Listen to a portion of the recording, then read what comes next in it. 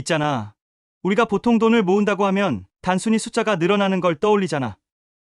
근데 1억을 모은다는 건 단순히 통장 잔고에 1억이라는 숫자가 찍히는 게 전부가 아니야. 그 안에는 인생에 대한 태도, 습관, 시간과 노력이 다 녹아 있어. 그래서 나는 1억을 모았다는 건 단순히 돈을 모았다는 게 아니라 삶의 중요한 기반을 마련했다는 의미라고 생각해. 예를 들어보자. 누군가 1억을 모았다면 그 과정 속에서 분명히 몇 가지 공통된 습관을 만들었을 거야. 매달 조금이라도 저축하는 습관, 불필요한 소비를 줄이는 습관, 돈을 바라보는 태도를 바꾸는 경험. 그게 단순히 돈만 쌓이는 게 아니라 자기 통제력과 자기 신뢰를 키우는 과정인 거지. 돈은 사실 거울 같은 존재야. 내가 어떤 태도로 살고 있는지를 그대로 비춰주거든. 또 1억이라는 건 내가 이제는 선택할 수 있는 힘을 조금 가지게 된다는 뜻이야. 예전에는 돈이 없으니까 억지로 참고 해야 할 일을 해야만 했잖아. 근데 1억을 모으면 갑자기 내 마음이 조금은 여유로워져. 당장 회사를 그만두지는 못해도 혹시 모를 비상 상황에 내가 버틸 수 있다는 심리적 안정감이 생기거든. 이 안정감이 얼마나 큰 힘을 주는지 모를 거야.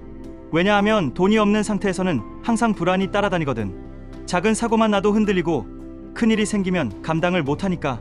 나는 그래서 1억을 모았다는 건 단순히 돈이 아니라 시간을 산 거라고 봐. 어떤 일이 생겼을 때 허겁지겁 끌려다니는 게 아니라 내가 최소한 며칠, 몇 달은 고민할 시간을 벌어주는 거지.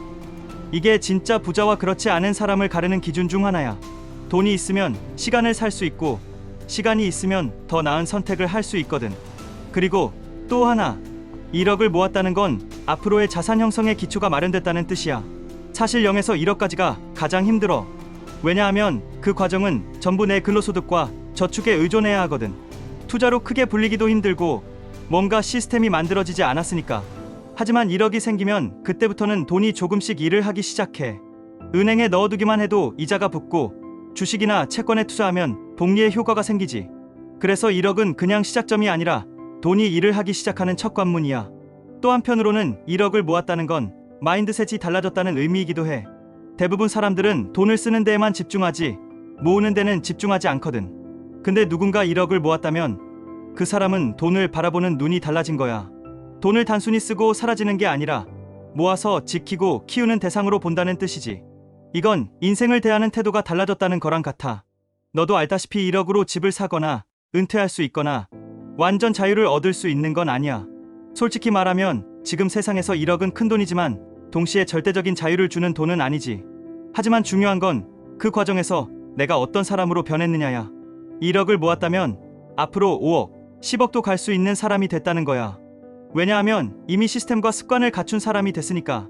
마치 운동을 꾸준히 해서 체력을 기른 사람은 어떤 운동을 해도 잘 적응하는 것처럼 말이야. 그래서 나는 1억을 모았다는 건 내 인생에서 첫 번째 큰 이정표라고 생각해. 마치 등산할 때 첫 번째 정상에 올라서 이제 본격적으로 더 큰 산을 바라볼 수 있는 것처럼. 거기까지 오는 과정에서 힘든 순간도 많았겠지만 결국 해냈다는 자신감이 생기고 그 다음 목표를 향해 나아갈 수 있는 용기가 생기는 거지.